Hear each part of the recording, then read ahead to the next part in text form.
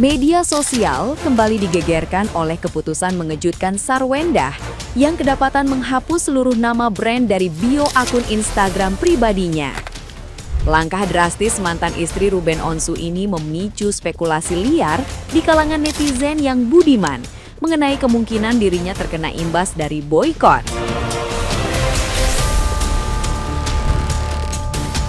Pasalnya, kini tidak ada lagi daftar kerjasama maupun nomor kontak bisnis yang sebelumnya selalu ia pajang.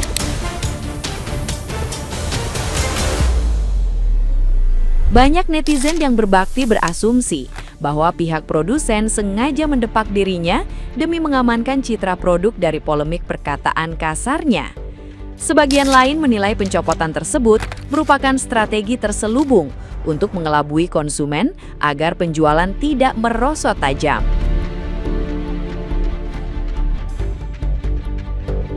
Perubahan profil yang mendadak kosong ini dianggap sebagai bukti nyata bahwa reputasi bisnisnya kini hancur total pasca bercerai dari Ruben.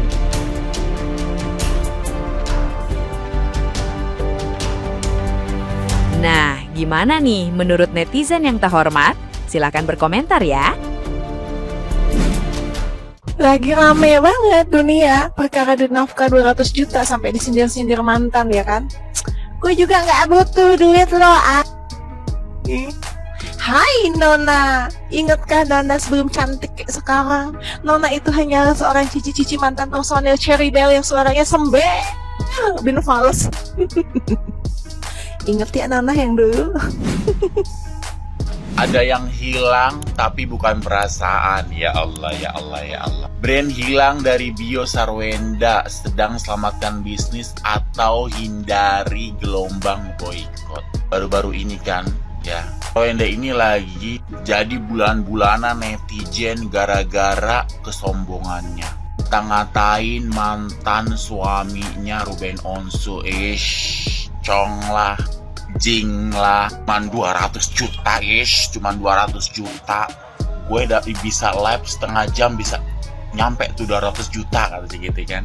Netizen nih mau memboikot Sarwendah yang tadinya di bio-nya banyak banget brand-brand tuh ya kan, tertulis disematin sama dia, tiba-tiba hilang. Hilang seketika. Kira-kira nih Ci Wenda ini mau selamatin bisnisnya atau emang udah didepak nih sama brand-brand karena kesombongannya, karena mulut lantamnya, apa karena takut diboikot? Ini ya buat para junjungannya, junjungan si cici-cici ini. Walaupun kalian ngelaporin akun aku, sekalian akun aku pun kalian hilangin gak masalah. Ya bisa aku buat lagi. Pokoknya ini aku harus kupas tuntas semua ya. Karena aku adalah salah satu netizen yang ingin mewakili semua netizen yang geram sama kata-kata kamu, yang muak sama kata-kata kamu. Apalagi buat adiknya si Cici ini ya. Satu Indonesia udah muak lihat kamu. Kalau di negeri Cina, orang udah viral kayak gini, udah bertingkah, pasti brand-brand udah boikot mereka. Nggak akan pakai lagi. Masih banyak kok influencer, artis-artis yang gede buat dipakai. Apalagi adiknya si Cici ini. Ngapain dipakai lagi brand-brand? Gak usah dipakai lagi. Ini dari gue, POV dari gue, jujur itu biasa. Teruntuk cici-cici, cibi-cibi itu ya. Setidaknya lo pernah tidur, makan, dan melakukan berbagai macam hal bersama. Anak didapat dari dia. Rumah didapat dari dia. Barang mewah didapat dari dia. Everything dari si Cong yang lo bilang ini. Ingat satu, dikenal di Indonesia berkat dari si Cong yang lo bilang. Even masalah apa yang terjadi di rumah tangga lo, yaitu urusan lo dengan dia. Cuman kalau statement lo bilang kayak gitu, kayaknya lo menyakiti penggemar. Bukan cuma penggemar, secara naluri hati aja sih seorang manusia yang berpikir gitu loh. Tega banget lo, kena lo cibi-cibi ya. Seberat apapun masalahnya yang lo hadapi dengan dia, lo gak boleh ngomong kayak gitu menurut gue. Titip salam buat si kompor ya, awas meledak. Gue butuh duit lo, Kalau barusan itu suara hatinya aja indis ekonomi ya. Kalau kata Sarwenda kagak butuh. Cukup 30 menit nge-live aja di TikTok udah dapet tuh 200 juta daripada ngarepin dari si sampai si Onyo buka suara terkait persoalan ini. Yang katanya Ruben Onsu sering banget direndahin sama Sarwenda. Karena kan Onyo sempet tinggal sama Sarwenda. Ternyata dari pihak sono sering banget katanya ngejelek-jelekin atau ngerendahin Ruben Onsu. Si Onyo juga ngeklaim kalau karyawannya itu suka ngejelek-jelekin Ruben Onsu. Ngejelek-jelekinnya dalam rumah yang dibangun sama Ruben Onsu. Padahal katanya itu para pekerja kan kagak kenal banget sama Ruben Onsu. Akhirnya Ruben Onsu juga nyindir balik ya lewat postingannya di tweet. Suruh jaga lisan katanya kalau misalnya pernah diangkat dari lumpur. Belum lagi disiram, sama dirawat juga pakai keringatnya Ruben Onsu. Iya juga sih, waktu itu kan Sarwenda pernah sakit tuh lama duduk di kursi roda. Yang dorong-dorong siapa? Ya namanya juga kacang, suka lupa sama kulitnya, apalagi kacangnya udah ketemu CEO. Kalau menurut lu pade, Sarwenda kagak bisa jaga lisan? Jangan-jangan gara-gara 200 juta per bulannya di stop selama 6 bulan. Permasalahan rumah tangga Ruben Onsu dan Sarwenda ini netizen ikut-ikutan repot, ikut-ikutan ngasih pendapat, ngasih opini dan sudut pandang mereka. Ya karena mereka public figure pertama. Ya nggak cuman public figure, siapapun yang punya masalah, terus orang lain, orang ketiga, keempat, kelima, keenam, atau orang lain yang di luar masalah itu tahu, pasti akan ikut ngasih pendapat dan sudut pandang mereka masing-masing. Ya ada yang ngebela, ada yang nggak suka, dari pihak manapun itu. Ya contohnya misalnya dari pihak Ruben atau Sarwenda. Tapi jarang banget netizen yang komen cari solusi gimana mereka bisa berdamai satu sama lain. Ya kebanyakan netizen itu komentar ininya salah, si Sarwenda salah, si Ruben salah, si Ruben benar, si Sarwenda salah. Bener gak sih? Ya karena apa? Karena orang ketiga, orang lain itu tahu tentang permasalahan kita. Ya dari Ruben dan Sarwenda ini kita belajar untuk apapun masalah kita jangan sampai orang lain tahu.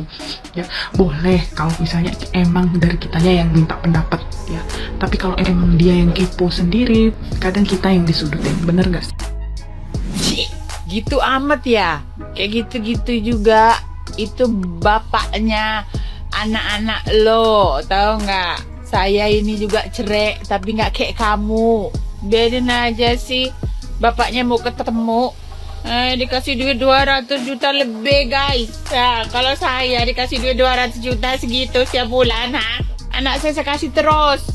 Saya aja yang pisah nggak gitu-gitu amat. Anak itu bebas, biarin anak kamu ke sana, mau ke bapaknya, mau tempat kamu, biarin. Gedek bener saya ngelihatnya. Saya nggak mau komen, tapi kayaknya emosi bener ngelihatnya. Saya 6 tahun ya pisah sama mantan saya, tapi anak kami nggak kehilangan sosok kami berdua tuh. Kamu egois amat sih jadi ibu. Kamu nggak mikirin entah mentalnya anak kamu seperti apa. Saya nggak tahu ya urusannya. Cuman nggak kayak gini amat ya orang cerai ya.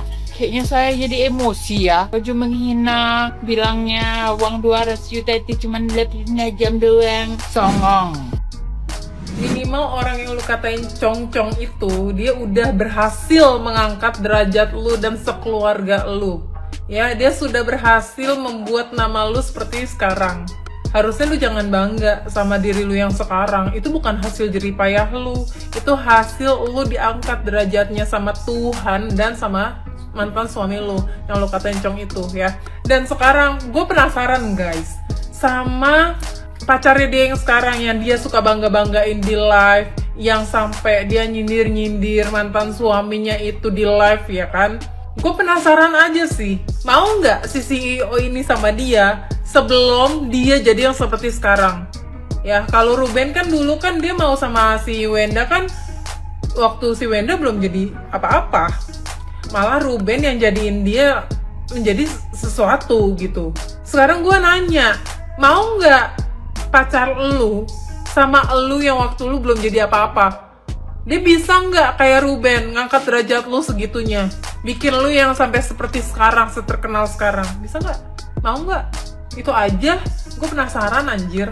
Karena tiba-tiba gue kepikiran, anjir maksud gue kayak mantan suami lu itu kurang apa? Ya oke lah kalau lu kata-katain cong, mungkin ya memang itu kekurangan dia, atau itu bukan kekurangan sih ya. Kalau menurut gue itu karakter ya.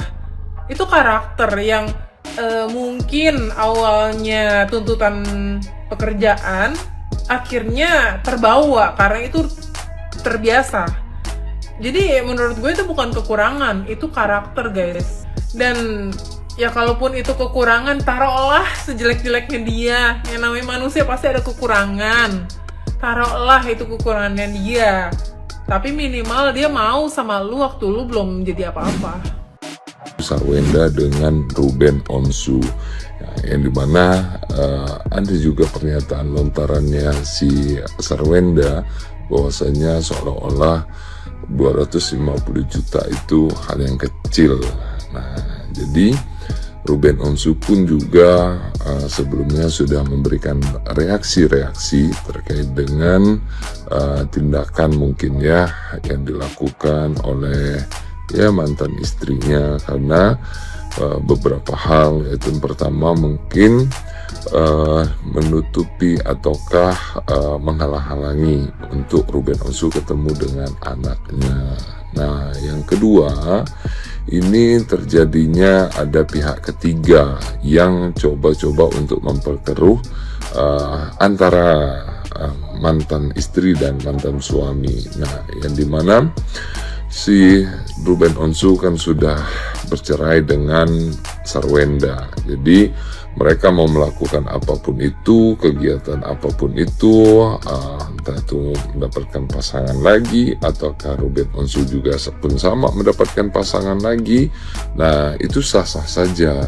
Nah, yang cuman ini kita juga menyambut baik atas pernyataan anak bujangnya Ruben Onsu, yaitu Onyo ya, bahwasanya kalau memang CEO ini juga mempunyai niatan baik untuk memberikan kasih sayang dan menyenangkan si Sarwenda, begitupun juga anak-anaknya, ya baiknya sih memang sudah harus mempersiapkan rumah untuk tempat tinggalnya Sarwenda dan anak-anaknya. Nah, karena rumah yang memang ditempati oleh Sarwenda sekarang ini adalah jerih payahnya mereka, ya kan nggak mungkin seorang CEO akan terus-terusan untuk menempati rumah itu juga apabila nanti itu memang menikah dengan Sarwenda ya.